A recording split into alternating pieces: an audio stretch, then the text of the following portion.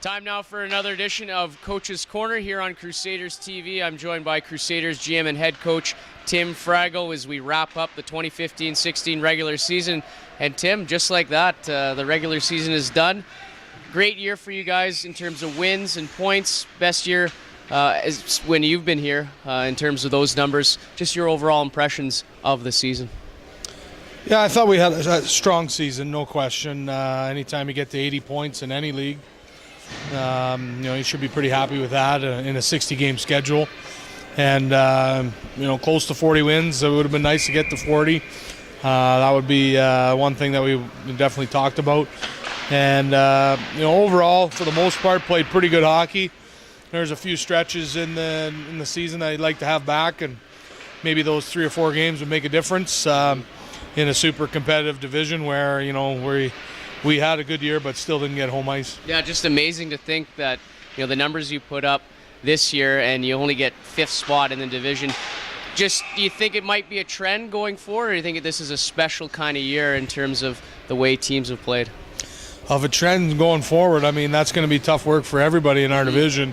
Tough to keep that pace up every year, so I'm hoping it's just a one-off. Well, down the stretch, 10-5 in the last 15 games, and since the last time we talked to you, you guys have played some good hockey. You've also had a couple of lapses as well. And the one thing I've noticed too is kind of like the beginning of the year where you guys weren't satisfied just with being good enough, and you've gotten really nitpicky about victories. Was that fair to say it was like that in the last quarter of the year?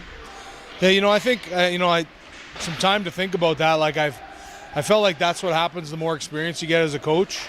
Maybe when you're first breaking in as a coach, you're happy to get the win, and maybe you let a few things go that you shouldn't. But now, you get some experience and you feel more comfortable, and that we've got close, but we haven't got over that hump. I think the nitpicking becomes that much more important to build into your team heading into the playoffs. And you've got some big victories down the stretch against Lloydminster, Spruce Grove. Brooks came in here once again. You guys beat them in your home barn, and then even against Whitecourt to wrap up the regular season. How much do those wins pay dividends, do you think, going forward? Well, I think in those 3 games in particular, we were had points in the game where we were outplayed, and we got some solid goaltending, which was very good to see.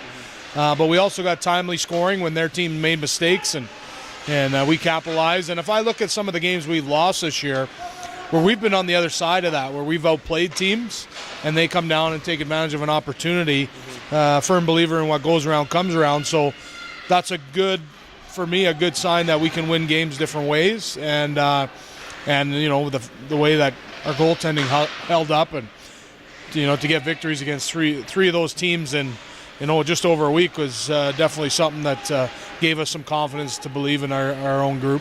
I know they don't mean anything, but do you feel a little disrespected when you don't get acknowledgement in the national rankings when you defeat teams like that? And then, even Brooks, you beat them on the Friday, last game of the year. They allow 15 goals in the last 2 games, and they remain in the top 20. Do you feel a slight nudge against your group, or does it really matter? It doesn't really matter. I think they've got a lot of factors going into those rankings. I wouldn't want to be the guy doing that, but at the same time, I think the biggest thing is that it's tough to have 5 teams from one division in the top ranking. They already have 4, so with Bonnyville getting an honorable mention, so they're probably pushing and putting another team in there. Well, definitely you guys are deserving of that recognition, needless to say. Let's talk about some of the players and the years they had. I'll start with your leading scorer, Ryan Kruper, very close to capturing the scoring title. Would have been the first Crusader since 08-09 to do that feat. But just talk about the year Ryan had, really just to put a nice cap on his regular season junior career. Yeah, honestly, he was just a horse for us. Start to finish the year, he was just important to us every night, and a lot of little details that some people don't know, like he's very good on draws and plays in all situations, leans on guys physically, and yeah, the numbers are great, but everything else he does, that's probably more important. And I sure hope a lot of our younger players took note of all the little details he has in his game, because that's what I'm most proud of. And I'm really, he's been a Crusader for 4 years, so to him to cap off his junior career with a year like this, he should be proud of that, and I know we're definitely proud of him. Yeah, you mentioned those little things, tops when it comes to points shorthanded as well as goals. So that was kind of a microcosm of your team's success on the penalty kill. Tyler Maltby, 41 goals, third Crusader in their last 6 years to get 40 or more bingos. Just talk about the presence he brought to your lineup night in, night out. Yeah, he's just a threat. I mean, sitting here in August at our training camp, we jokingly said he's going to get 35 or 40 goals. As the year went on, he became more and more dangerous, and proud of the way he contributed this year. And the last back half of the year, we were working on little details with him to help him develop as a player, and he's made some conscious effort of being better defensively and better with his stick position, and he knows right from wrong. It's just a matter of making it consistent. I'll ask you about another forward in Cameron Brzezinski, another guy that caps off his Junior A career in the regular season in really good fashion, and a guy that maybe has one of the best wrist shots in the Alberta Junior League. Well, he's a guy that I look on my depth chart coming into this year, and we're saying he has the capability to produce a point a game, and he probably can score 25 to 30, can he put it together with some consistency? And this year he definitely did. I mean, I think him and Ryan were paired together all year long, so two good guys, two 20-year-olds that you expect to have good years for your team to have success, and Cam definitely did that. You know what you're going to do heading into the postseason with those three guys? Do you want to split them up? Do you want to keep Ryan and Cam together, or is that what these next few days are to figure out? Yeah, it's interesting. When we've had success, we've kind of used Tyler in a little bit of a different role, using him with Cam and Ryan, but we've also put him with Ty, who they have good Tyler has good chemistry with Reedman, so there'll be a few different looks we're going to throw at him. You want to get Tyler on the ice as much as you can because he's a threat, so we're definitely looking at a few different options. Up front, who are some other guys that really surprised you, or who did you enjoy coaching this 2015-16 regular season? Some guys that had some really good years numbers-wise, and you had some scoring spread around your lineup. I think that's probably more than just to pick one guy. I think we're a hard team to play against because we had depth scoring this year. You look at guys like McAndrews, chipping in with some key goals at key times in some of our big wins. And, Chorney, Van Oz, those guys had good years. And there was, a number of other guys that had good years. Darcy had a strong year statistically. But that just speaks to the depth that we wanted to build. And we felt like we did that this year. And we're one of the more high-scoring teams in the league, I think, because of that. And that's, again, learning from past failures. And that also translates to things on the back end. Benny Soa leads the way defensively in terms of points and goals scored from a defenseman. Chris McKay started out the year great, and then Benny just rose to the occasion. Just talk about maybe those two and their contributions to the offensive output.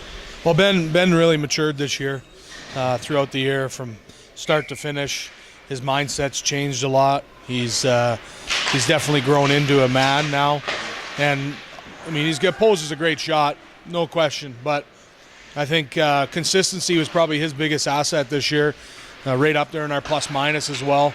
So he did a lot of good things. Chris, had an excellent start, and then a lot of pressure falls on a guy when he has a good start, and got a scholarship and those types of things, and then teams start to key on him. So offensively, maybe his numbers weren't there, but he still contributed in other ways, and our defense as a whole contributed very well offensively this year, with guys producing from the back end, and that was another part of our depth offensive attack this year.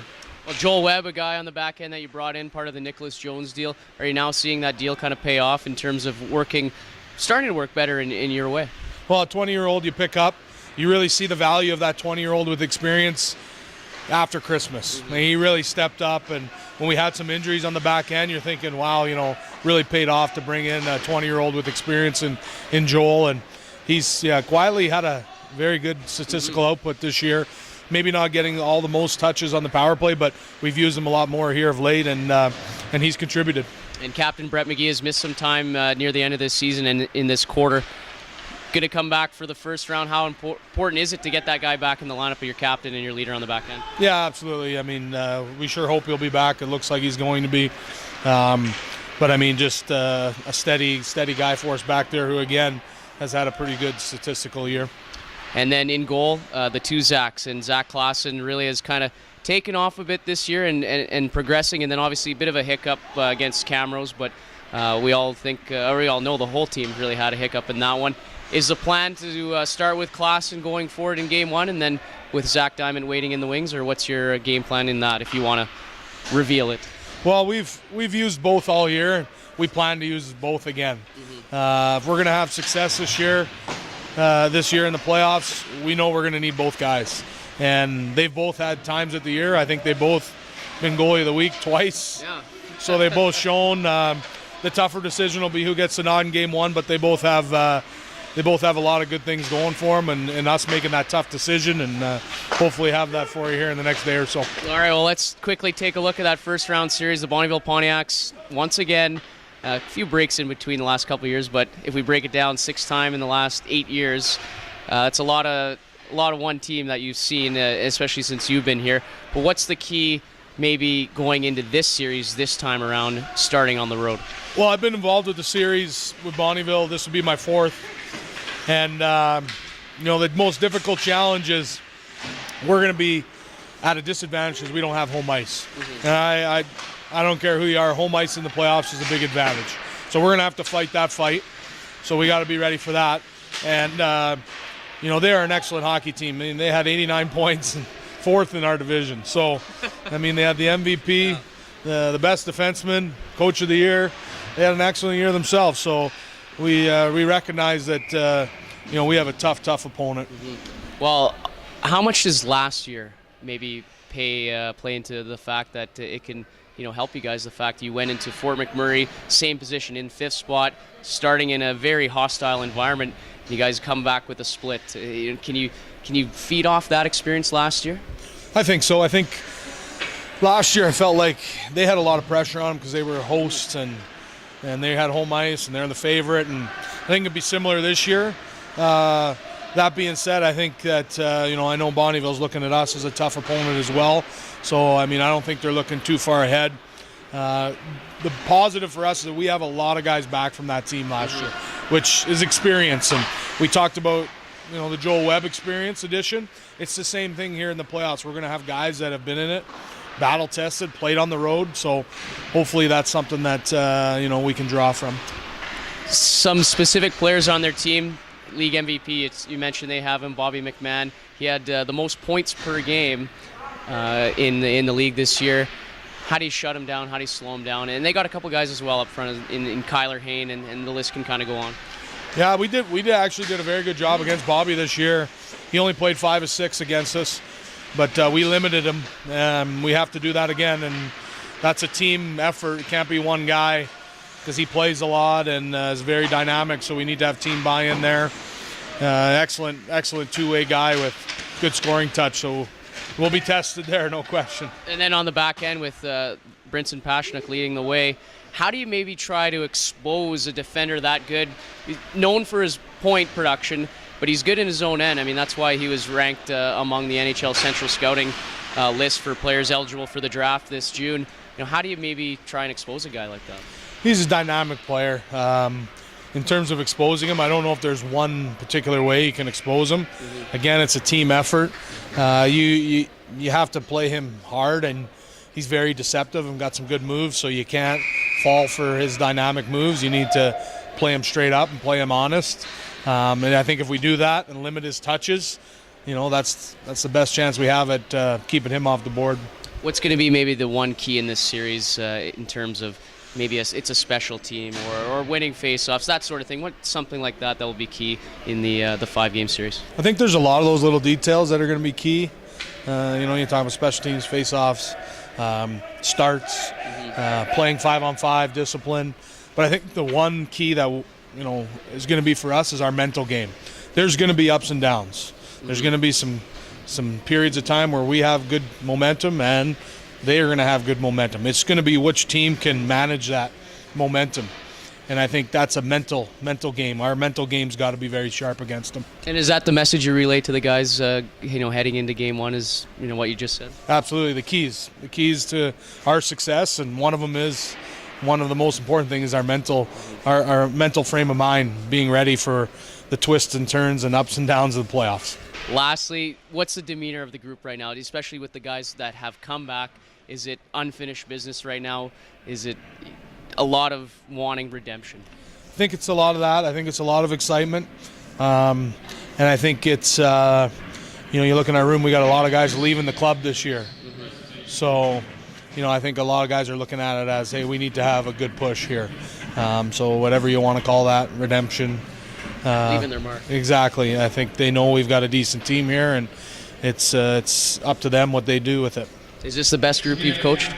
I mean, statistically, yeah, it is. I mean, you look at the numbers. We've had one of the deeper teams this year, and that's what I'm most proud of this year's team. I think we, as a staff, have done a better job having team contributions throughout our lineup.